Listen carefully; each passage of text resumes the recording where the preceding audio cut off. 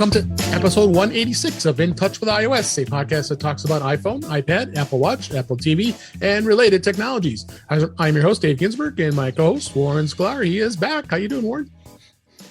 Well, was I not back last time? I don't remember anymore. You're back. Yeah, I'm back now. You're here. Yeah.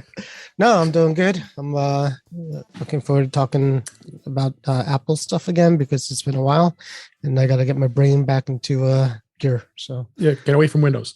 And back on the show, always enjoy having him back. Chuck Joyner. How you doing, Chuck? I'm doing great, Dave. I stay away from Windows as much as I can. Yes, I can't, but yeah.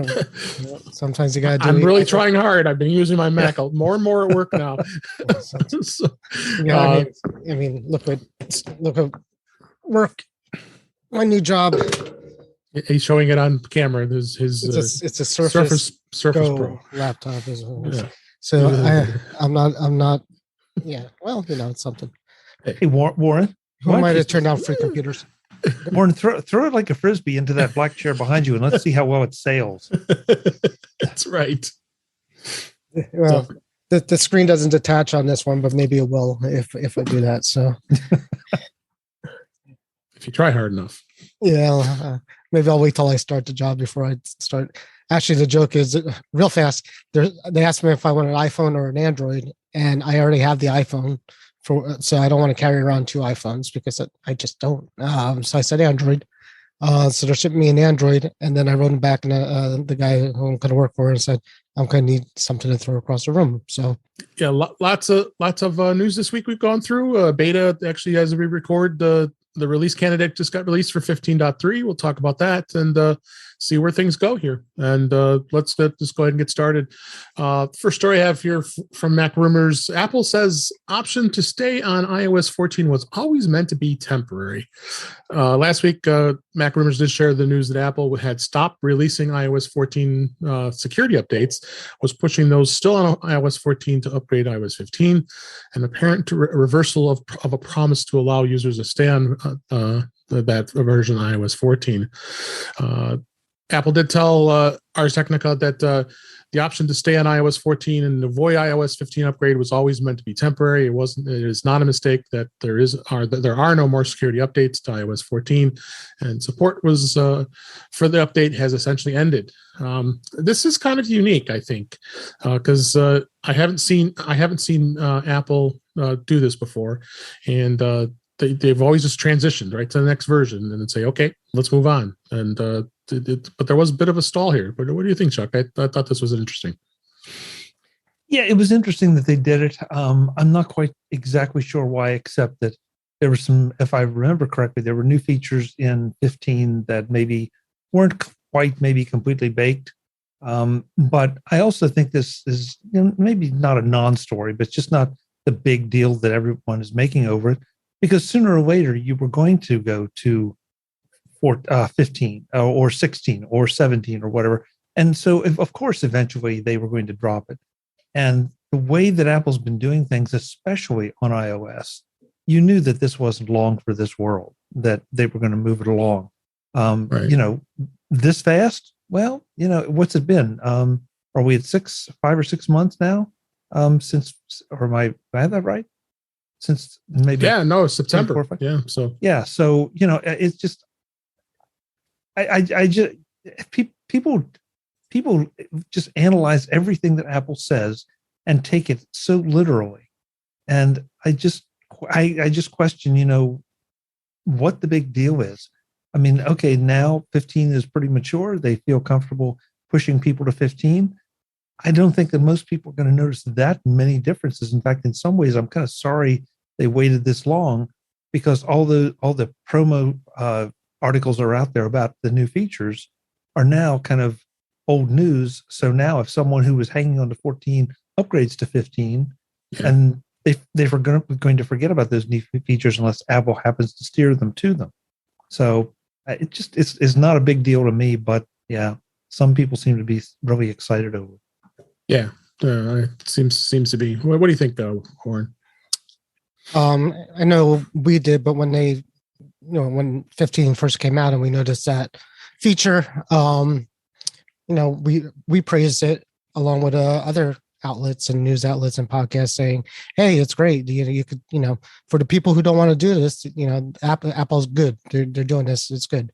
And they had to have seen some press on that saying, people think it's a good thing. The fact that they didn't come out at that point and say, slow down, guys. This is just while we do a little transition. It's not going to last that long. But they waited till they actually removed it, and then they removed it and then told you. So, like Chuck said, I think everybody should be on the latest version of most operating systems, anyways.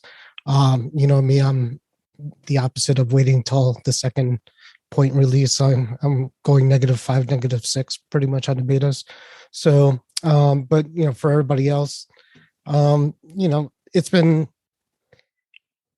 a long time since I went to an operating system and had like major issues doing so. So, right. I never feel wrong suggesting that somebody update to the latest when it first comes out.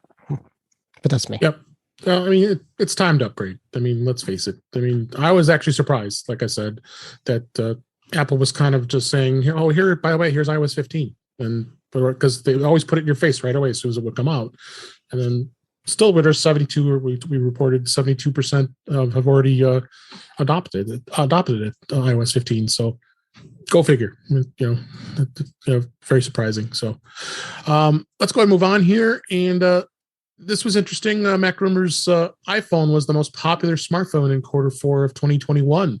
iPhone accounted for 1/5 of all smartphone shipments in the fourth quarter of 2021, allowing Apple to reclaim first place as the biggest smartphone vendor, according to a report from Canellis. Canellis estimates that iPhone accounted for about 22% of the worldwide smartphone shipments in the fourth quarter of 2021. That the scales, Apple shipments is thanks in strong demand for the iPhone 13 lineup, which of course we just talked about, and launched with the iOS 15 in September.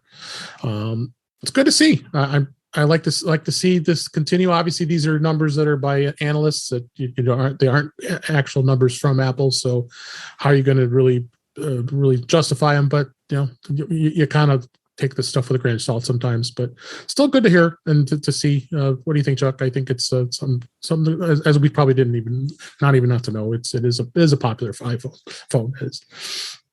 Yeah, we talk about this so much, and we sound like Apple fanboys because I guess we are.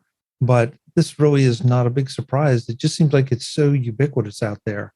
There are times I wonder if Apple had 1/5, that means somebody else or some other entities, note the plural entities, had 4/5.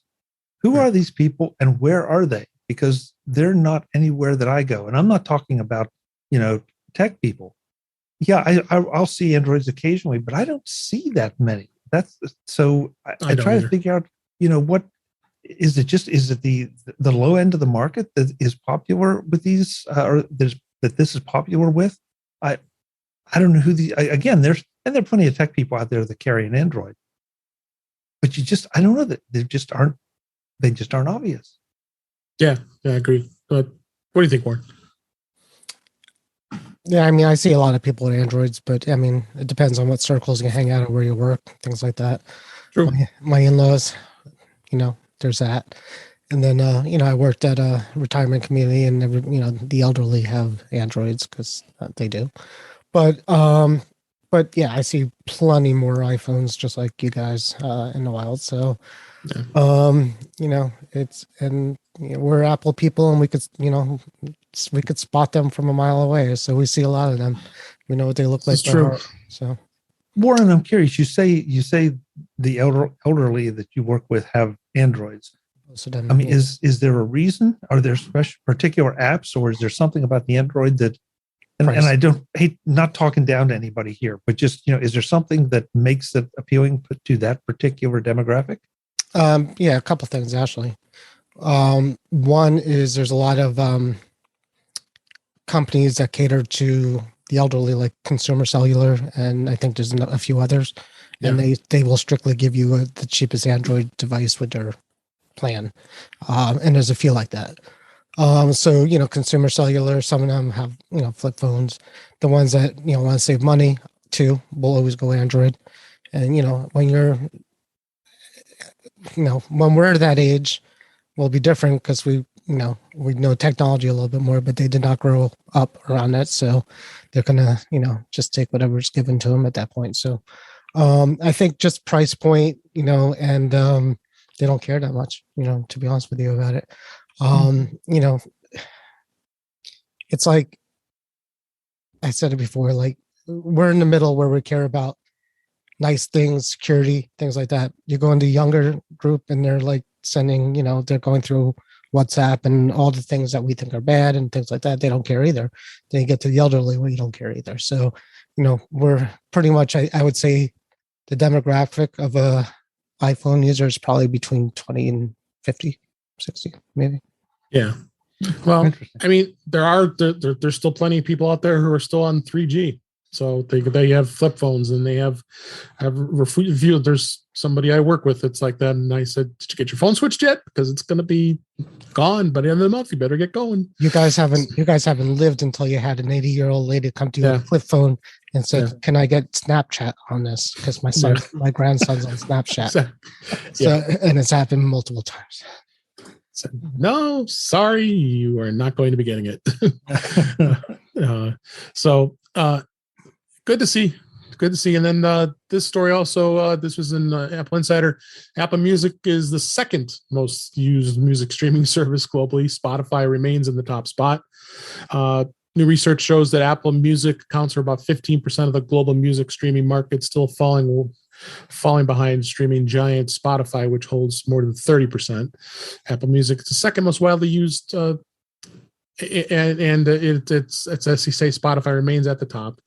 Not surprised. Paying customers for Spotify, or does it say? Yeah, I believe it says. Well, I don't see it mentioning that, but because if it's not the paying, then because all the kids, it's going to get more free listeners than because Apple doesn't have a free tier. So a lot of people. Yeah, there's no mention of that actually. That you say that. But it would only make sense, these numbers. They got the chart here, and this as far as saying that there is growth, and they're basing on other services like YouTube Music and Amazon Music's got 13%. But I would think this is paid. That it would make sense to me. It would be to be because you get the full. Spotify is limited when I think in its free tier. If I'm not mistaken. Yeah, but a lot of people don't care, and free is free. So, I mean, the numbers would make sense if it was a free version. I'm just reading some of the comments, but I don't see. Yeah, I don't see much of that. Well, and having Amazon at 12 doesn't surprise me either, given the popularity of Amazon Prime. Right. So, what I don't know in this one is that the paid version of Amazon Music, or is that the free tier of Amazon Music that comes with Prime? So, a lot of little questions on things to slice up and try to figure out if you really are that into it. Because Amazon, I mean, right? If they count everybody with Amazon Prime, which comes with Apple Music, Amazon Basic Music, then that's a lot. So, yeah. I honestly don't know anybody that subscribed to the Amazon paid tier music. It's part of Prime. No, it's not. There's another tier. So you get to pay. Right. There's a higher tier. There's a higher tier. So I've never done that. I don't know if anybody else has, but. Yeah. And I don't want to slam Amazon because I'm a Prime member and I'm very happy with it, but I don't use the music simply because I've tried it, and I ask it to play a particular artist, and it legitimately will play a particular artist, but it's a track that I've never heard from an album I've never heard. It's a compilation somewhere. So, yes, it's by that artist, but it just is kind of been a little bit disappointing. It's either just out of date music or not the tracks you really want to hear. Right. Sometimes it will come out and say, Bee Gees Disco Ball is not part of the free service. Do you want to subscribe to the music if you want to do that? But I generally will get the right song if I ask for it, and if it's something you got to pay for, it will tell me. But I have my HomePod set to Siri and Amazon, and it's nice that you could tell it which service to use, and if find whichever one works. Yep. I feel obligated to say that I will pay for a service that will keep the Bee Gees off of my HomePod. You're the only one. You're the only one, baby. I'm the only one. Yeah. Everybody loves it. There was a lot of popularity when they had their documentary on. So yeah, I saw that. Yeah. So let's go ahead and move on. This was interesting. Apple support says that this is a 9 to 5 Mac. Apple support says iPhone 13 models don't support noise cancellation feature that was available in previous iPhones. A few weeks ago, 9 to 5 Mac reported that an outgrowing complaint of iPhone 13 users about the lack of a noise canceling feature for phone calls through the accessibility settings that is available to all previous iPhones, but not the newer ones. Now, what we thought could be just a bug is actually Apple removing the feature. So Apple does say we have an update on this. The phone noise cancellation is not available on iPhone 13 models, which is why you don't see it. They didn't get their clarification from Apple about this, and it's kind of interesting to see why. And there's even an Apple support stream here that was when they reached out to Apple support on Twitter. So I don't see any clear why there isn't anything here. They say the only workaround here would be activating the voice isolation feature on a call in Control Center. So it seems like a few steps you had to step through. For as many phone calls as I make, I don't think this is a huge deal for me. Chuck, what do you think? What do you think, Warren? I was just real quick. I'm just going to say I didn't even know it existed, this feature. So yeah, color me in that field. Yeah, I'm going to echo that, Warren. I think it would be really interesting to know if these people that were looking for it actually actively turned it on and off on a regular basis. Yeah. Because I haven't noticed it on my phone, and I have not heard anyone say that, gee, you sound noisier or you don't sound as noisy as you usually do or used to. So I have to wonder if maybe they're using a better microphone, that it's not needed. The noise cancellation isn't needed, or what? But yeah, this is sort of a mystery. If I'm on the phone and somebody says I can't hear, just too much in the background, I'm like, deal with it. Yeah. Yep. So let's go ahead and move on here. The Apple U.S. Education Store is now requiring institutional verification to buy discounted products. Wow. Apple is now requiring that customers in the United States verify that they are active students, teachers, or staff members at an educational institution in order to access education discounts on products. Previously, a little verification was needed, and I will definitely attest to that because my wife is a teacher, but so she is legitimately getting a discount. But I would put it in my name, and it still would be her purchase. But it seems like Apple has changed this to be a little more stringent when it comes to education. Again, I get a business discount, so I'm not probably I get a better discount than I do with education. But any thoughts on this, Chuck? Just if it's an education discount, then it's an education discount. Right. It should be, and it shouldn't be one that you can dance around. So I think this is a good thing. I'm sure there were people out there that were abusing it.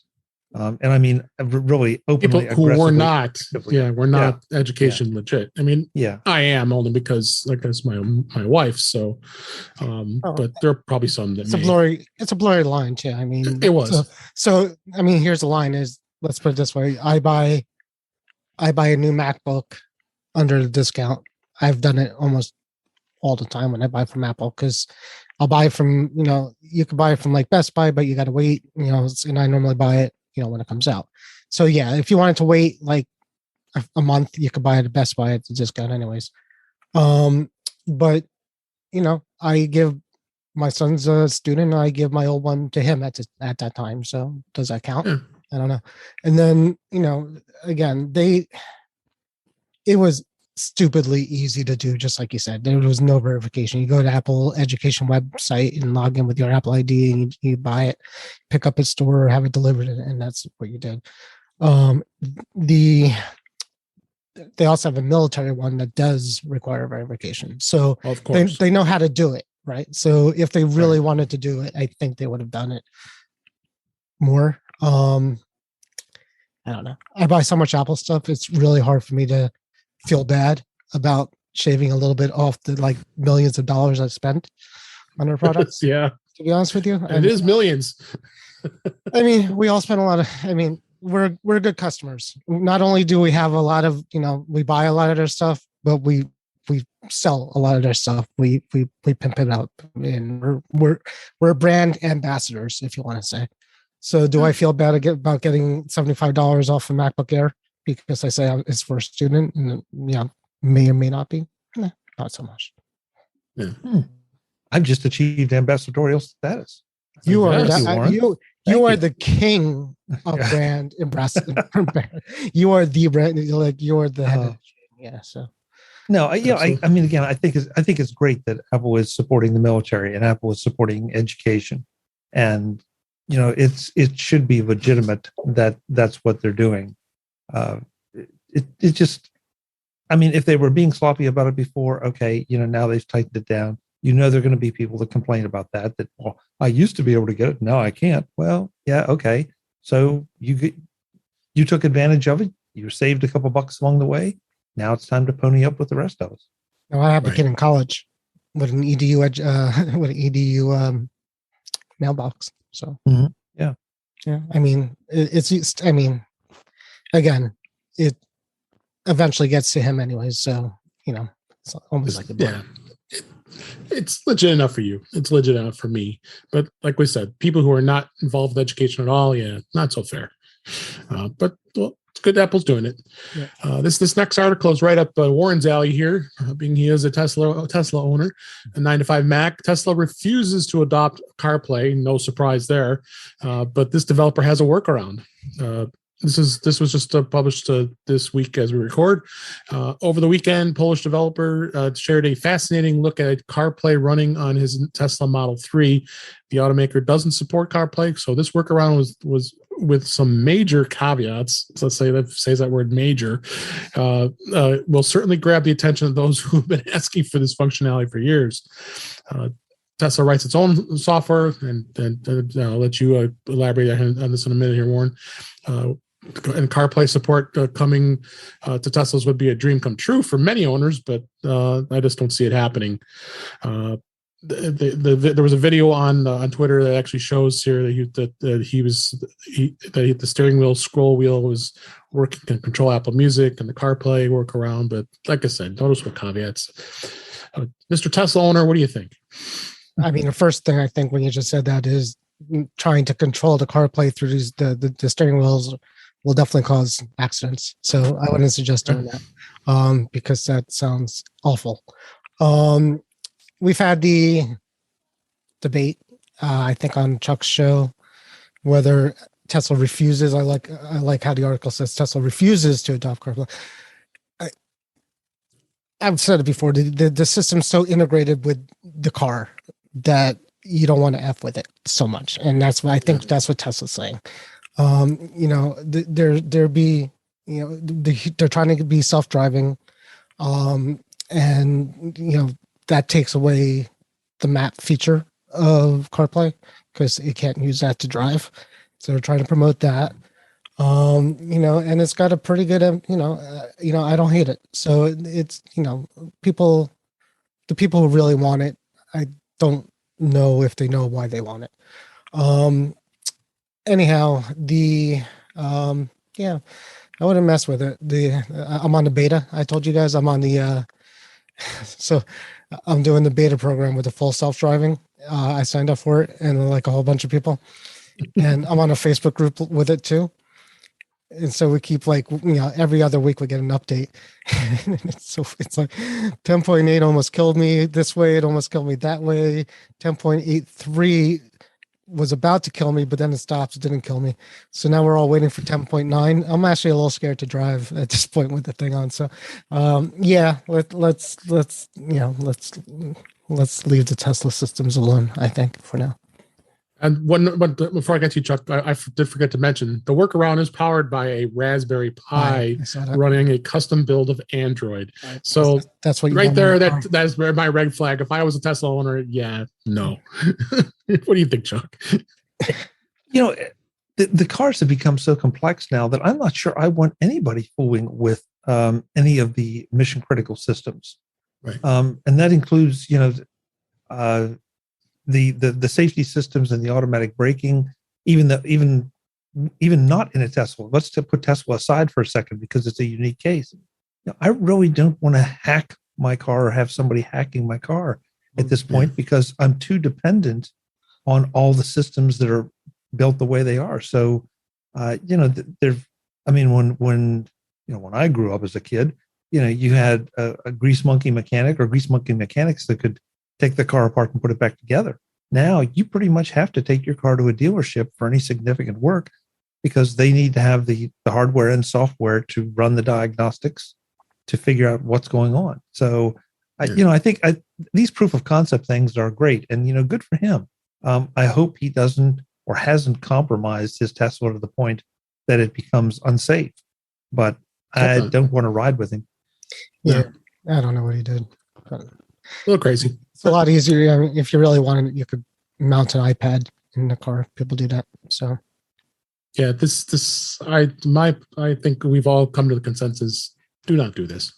It's like running beta. Well, Warren, you run beta, but I haven't put the beta on my car. I'm living. You said beta's going to kill me. It might actually kill me.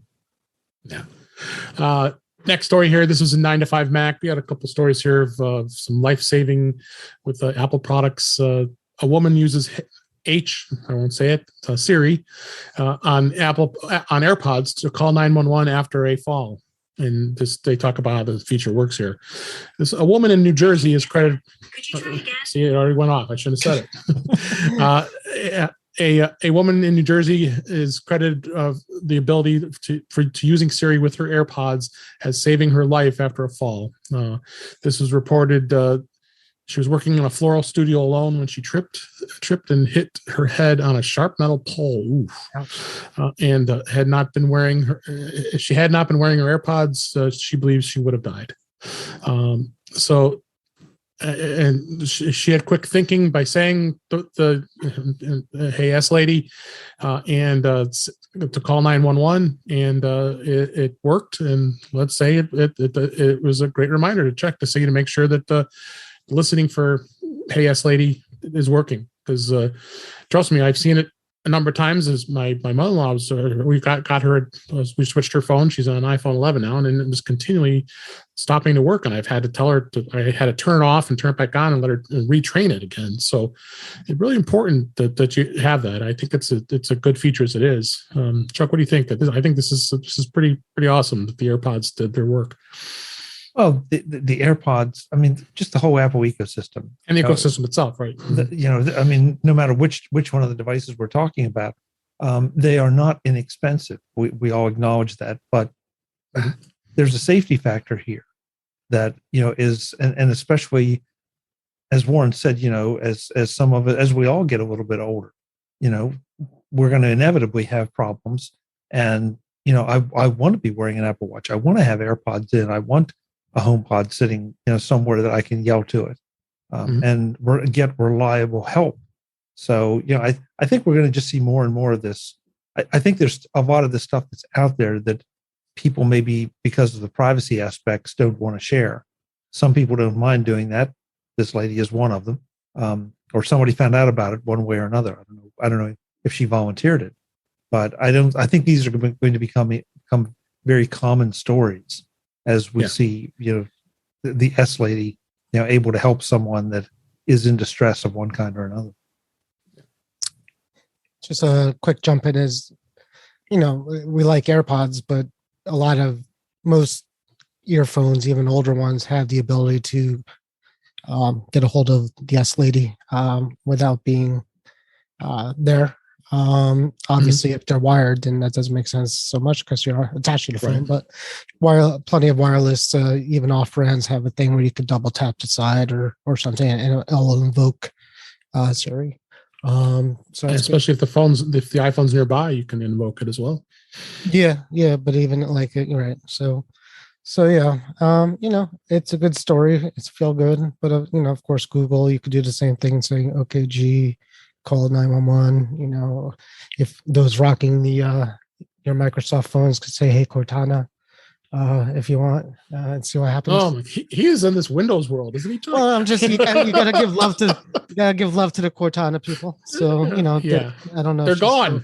I don't know if she's still around, but Is she is Cortana still around? Yeah, I think it's pretty much gone. I thought it was discontinued. Hold on. Yeah. Hold on. All right. Well, we'll move on from that. Yeah. While Warren's looking it up. So let's go ahead and move on. We'll move on to another story here. This was in the Mac Daily News. Army mom uses Apple AirTag, to track her family's belongings in a late moving truck. Military families are always enduring delays from movers as disruptions leave them without their household goods for extended periods of time, when they already arrived to their new duty stations. But the AirTag, in this case, can be a big help. This Army wife actually put a AirTag in one of her kids' boxes of her son's toys, and after the dates passed on January 7th, this was this year, she reached out to the move coordinator and learned that they would be delivering it the next day. And it turned out that she was able to confirm that her family's belongings were a mere only 4 hours away, not too far from where she was.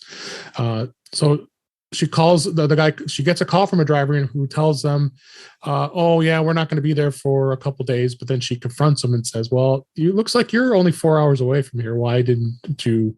Why are you saying this?" So there's a bit of a battle there. So I guess in this case, this was a good story, because as we talked last week about stalking with an AirTag, this is an actual legitimate good reason to track your goods or where they are. Like Apple must be paying these people to write these articles. Yeah. This was actually in a military website that was talking about this. So I thought this was interesting.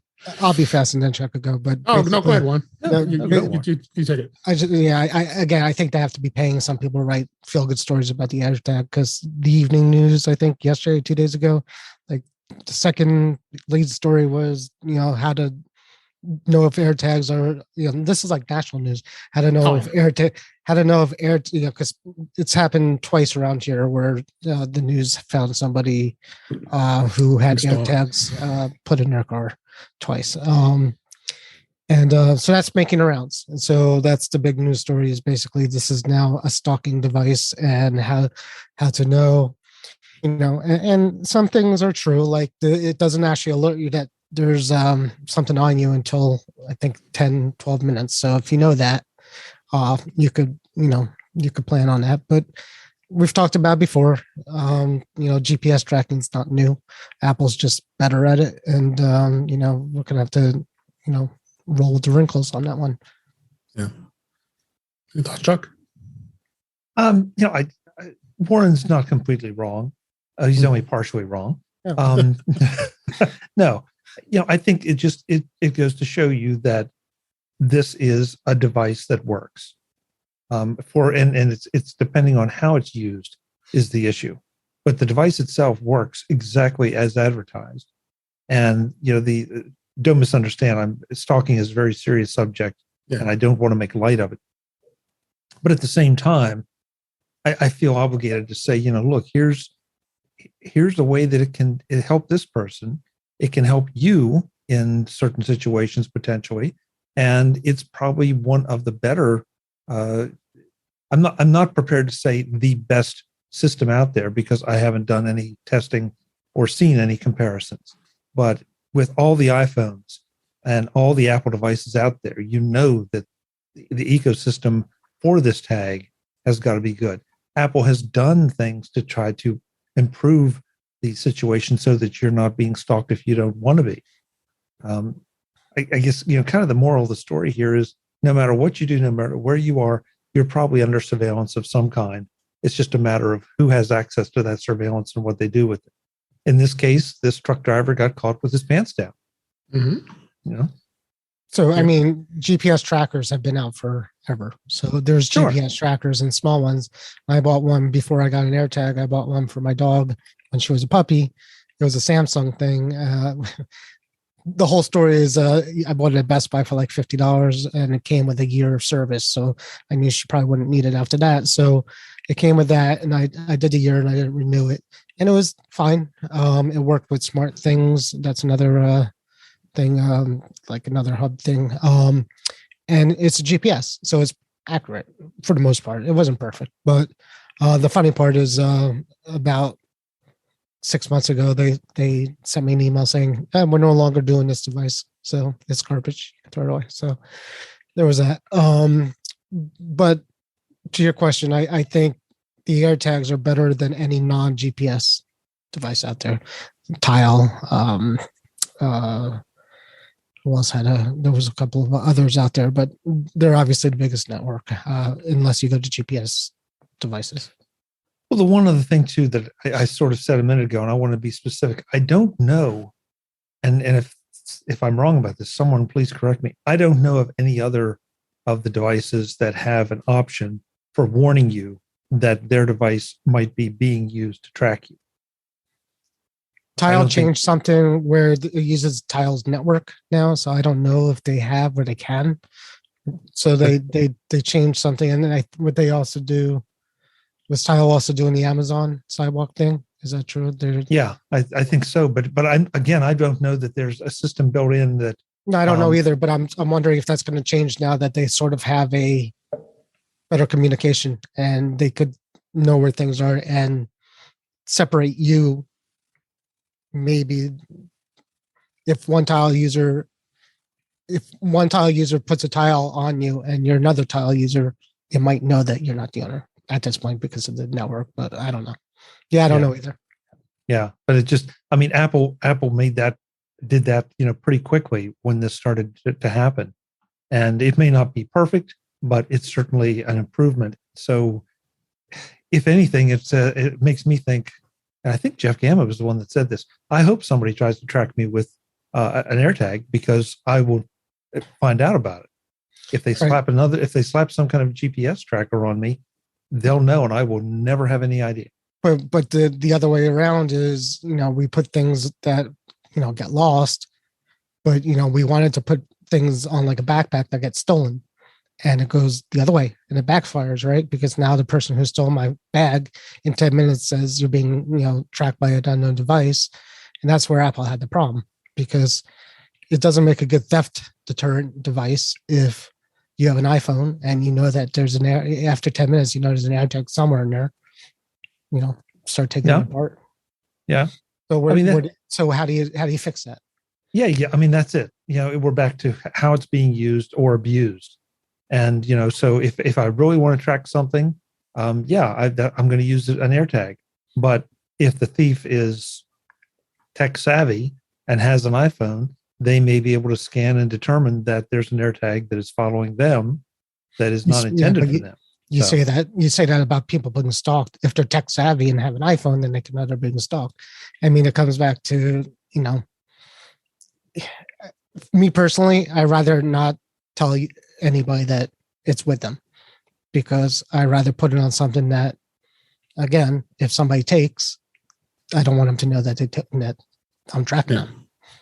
Yeah, but like you said, you can't have it both ways, unfortunately. That's a problem. Yeah. That's a real problem. Yeah. And I think that's why Apple played with the time. Remember the time of when it started to alert you.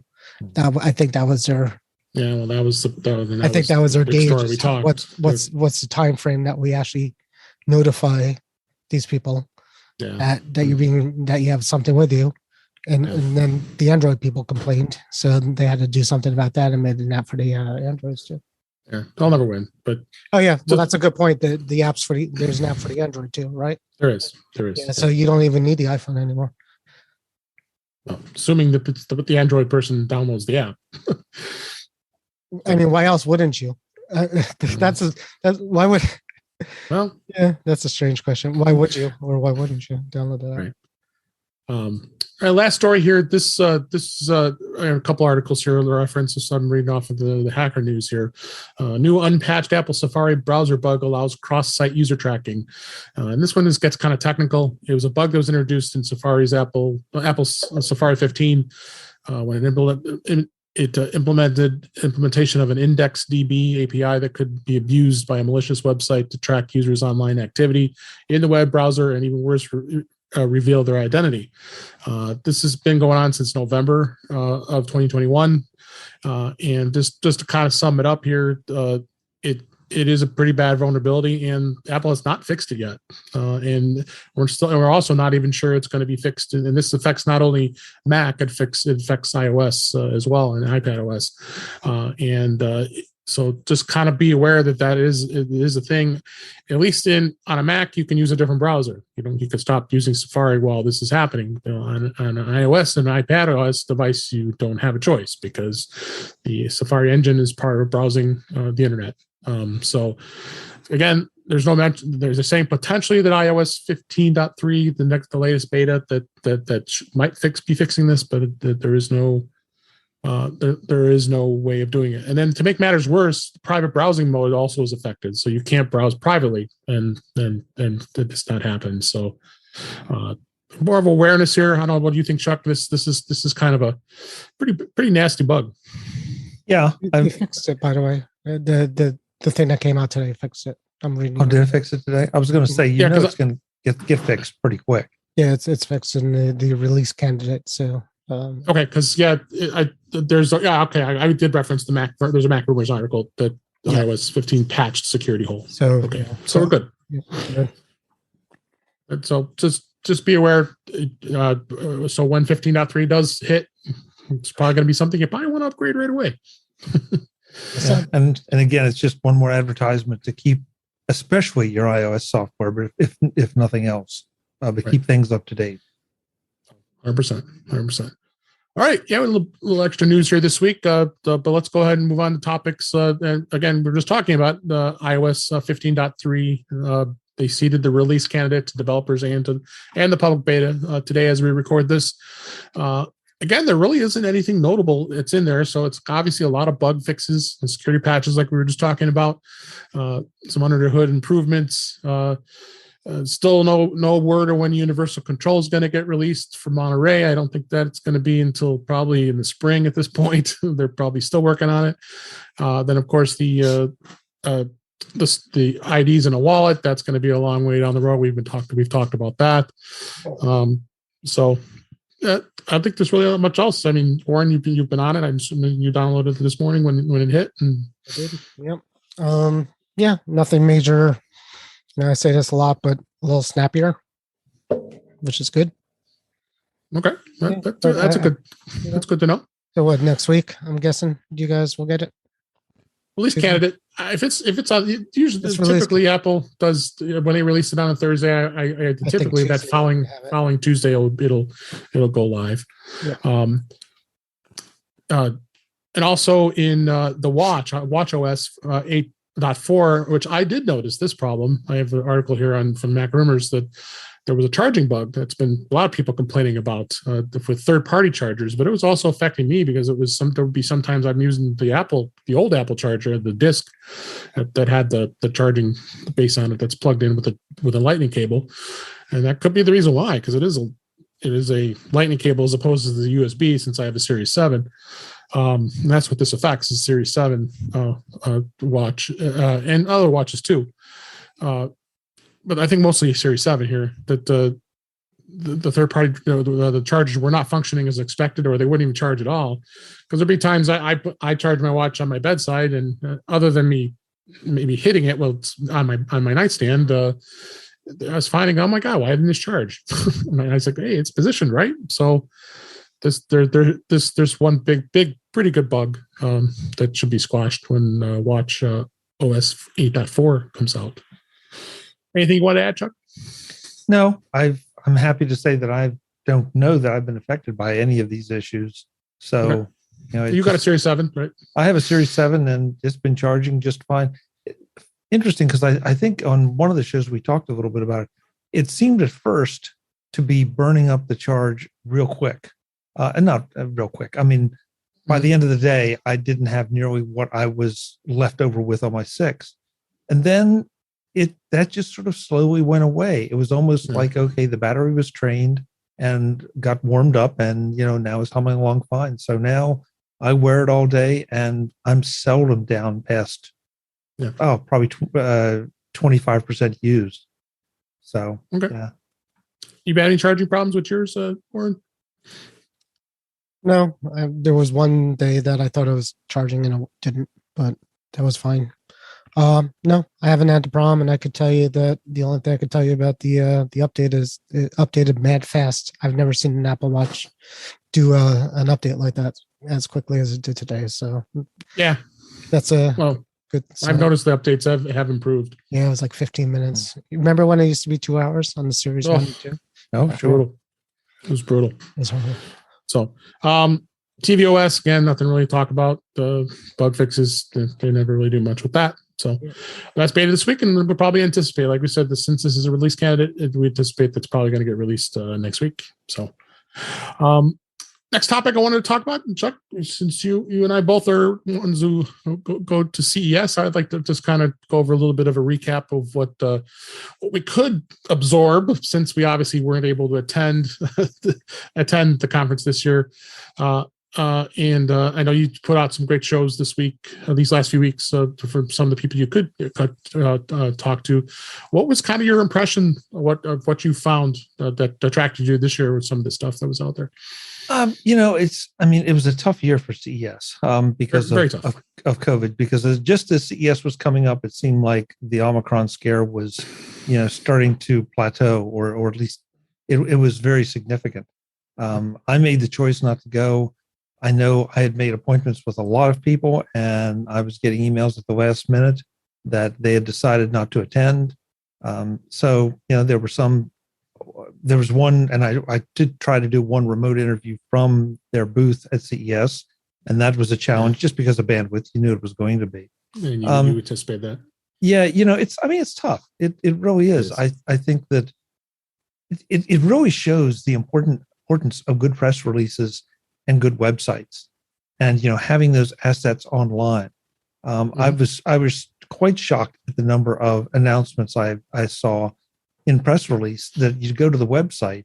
Yeah, they had for press people, they would have a Dropbox where they'd have the press release, maybe some photos and all. But you go to the website and there's nothing. There's not a CES page. This is what we announced at CES. Nothing at all. So I feel like this. I hope some people learned some lessons. And unfortunately, I think everybody had some level of contingency plan, but some didn't, or at least not a good enough one. And so, they squeezed by like we all did, made do. So, this was certainly not a life or death situation, happily, for most of us. But, there were some great announcements, some really interesting products. There are always those products that just iterate on things. I would be hard pressed to say this was my favorite announcement, or that was my favorite announcement, because I don't have my hands on those products yet. But certainly, folks have been working on these, and we will continue to see stuff roll out. So I hope that we can get back to normal, and that more people will go to CES next year, including David, you and me, that we will feel like it's worth it and is safe to go. Because I think CES did everything possible. And, I have not heard anything about, oh my God, CES was a super spreader event. No. So I think they succeeded. You and I have talked about this a little bit, but one of my big concerns wasn't necessarily getting infected at the show, because CES was requiring vaccination cards. They were requiring tests. They were requiring masks.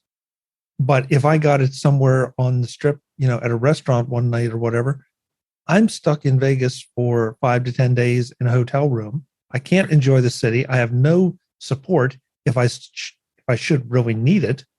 And it just didn't play into the percentages for me. Yeah. No, I agree. My health is most important, and I didn't feel at all safe. And besides my problems with media access, that's a whole other story. But I just didn't feel safe either. So, but we did get to attend some of the press events that were available to us, and got some good information, and it was really good. I put a link here in show notes to one of these websites. This was on Apple Must, and just kind of go over some of the products that they that stood out as Apple friendly products for 2022. I'll mention a couple of them here. Eve, which is very, very, very popular products with their outdoor cams and their smart plugs and such. They came out with an outdoor cam. They're exciting. $250. And they're supposed to ship in April, and it's going to be full access, full support with Apple's HomeKit security audio. So you'll be able to it'll locally process video recordings and encrypt and store to your iCloud account, which is cool. And Eve has always been very supportive with Apple products, which is great. I know that a lot of people talked about this Wemo HomeKit secure video smart doorbell that is out there too. Another $250 product, and it does provide a 178-degree view. It's a 4-megapixel camera with night vision and person detection, and uses information about people's tagged in your Photos app. So that's kind of scary that you got you have a doorbell here, and if you have a photo of somebody, it'll know just by plugging into that. So that should be interesting. Eve also has these motion blinds, which you can get, which are very expensive, $400 a shade, depending on the material. Another interesting thing with that, and we did talk about. I did talk about last week. A lot of the new earbuds that are out. Belkin had some, and Jabra had this one. But also, this one was interesting. This Targus Cypress Hero backpack. I don't know if you talked with anybody with Targus, but this is interesting. It has the built-in Find My system is now in the backpack itself, so you don't even have to have an AirTag in your backpack. It's already going to be able to find this backpack without any problems. And they got an innovation honoree on it to having the built-in location tracker, so you know where your backpack is. So I don't know if you did you talk? I don't think we had any communication with Targus, but no. But I'm like you. I'm intrigued by this. I'm always on the lookout for a good backpack, and I was impressed by the look of the backpack, let alone the built-in Find My. So I'm anxious to know about how you replace the battery in it, how long that that lasts, and exactly what the range is, because it is not an AirTag. So it just works with their system. So I definitely want to get some details on it. But there was a lot of cases out there, and a lot of, there are always going to be tons of iPhone cases. And I know a lot of those vendors weren't at the event, and we didn't see too many, even in the virtual events that we attended. So that's going to be something interesting to see how this goes. I mean, we'll see. Yes, exists. I mean, and I would assume it would. And the rest of these events for the rest of this year, the press events of the products, let's just hope we get to be able to attend these again in the future, because this is the fun time of year for you and I, and for us, that we want to find out what's going on in the consumer electronics world, and we weren't able to go. It was kind of disappointing, but got to be safe. Well, and CES is not just for the press. There's so much business done at vendor CES and business, right? That you feel like it's there are all these dire predictions. I don't believe it's going to go away. Will it evolve? It might evolve a little bit. We might see, but then again, think about WWDC. We've seen that evolve from an in-person event to a virtual event. Mm-hmm. I think some of us are hoping that it stays, at least Apple's part stays virtual. So I think there are lessons to be learned here, just like we've all learned lessons in business over the past 2 years about ways to deliver more information virtually and still have the importance of the in-person event for the people that want or need it. Yeah, I agree. Any thoughts, Warren, with CES? Do you like to follow some of the stuff? I know you haven't been there yet, but no. Well, first of all, I enjoy watching you and Chuck, listening to you guys do the interviews. Is definitely heard of all of Chuck's interviews, which was cool. The being stuck in a hotel room sounds fun for a day or two, I guess, but maybe the third day not so much. And then you were talking about how it's mostly catered to press, but I don't know. Like the WWDC is really catered towards developers, but some people like me, who aren't a developer, get some interest out of it too. But not as much as going to CES as non-press and just loving gadgets. So I think it's for anybody who just wants to, who's a gadget geek and wants to go. There was, when I lived in England, they had a similar thing. It wasn't as big, but it was they had their gadget show kind of thing, and they had vendors, and it was small, but it was fun. So I enjoy those things. I enjoy Vegas. I want to go one year or so. Hopefully we all do. Hopefully it will. Or the wife and I are counting the days until we could get back there. So fun town. Absolutely. So that'll be it for this year for CES. So we'll hope for the best for next year. But they'll definitely be covering as new technology keeps coming out for the rest of this year. So before we wrap up, I wanted to squeeze in a quick tip here. The control center on the Apple Watch. It doesn't get a lot of attention sometimes, but I always found it to be intriguing. And I've got a link here in the show notes to actually a sport article that Apple sends out. But kind of wanted to go over some of the things that the control center has to offer, and then that you can control on the watch.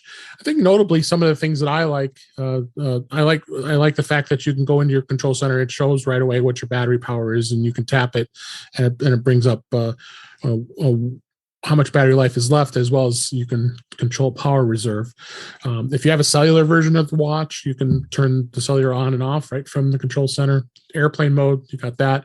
Silent mode, which I keep on all the time, is I'm not a huge fan of the sounds. I'd rather just do the vibration. I don't know about you guys, but I like it to be set at no vibration. And then, of course, do not disturb carries over with the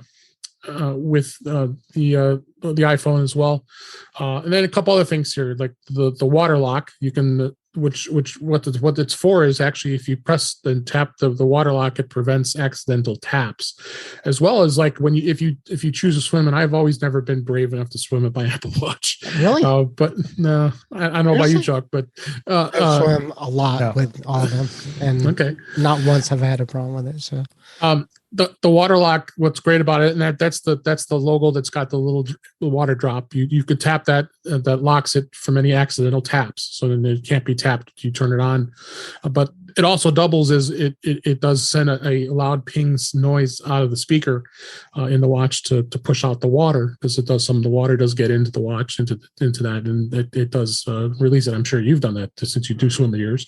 Yeah, I wish my phone had it on my charging jack. Because the thing gets moist and it's like can't charge. It's wet. Yeah. Of course, the most popular probably of all of them is the Find My iPhone ping. You just tap that and it'll start piercing a sound. One tip I'll say with that ping, you also can tap and hold that button, and not only does it send the sound, it also turn the flashlight on and off so it flashes. So if you can't hear it really really distinctly, you have a visual way of doing that as well, which is great.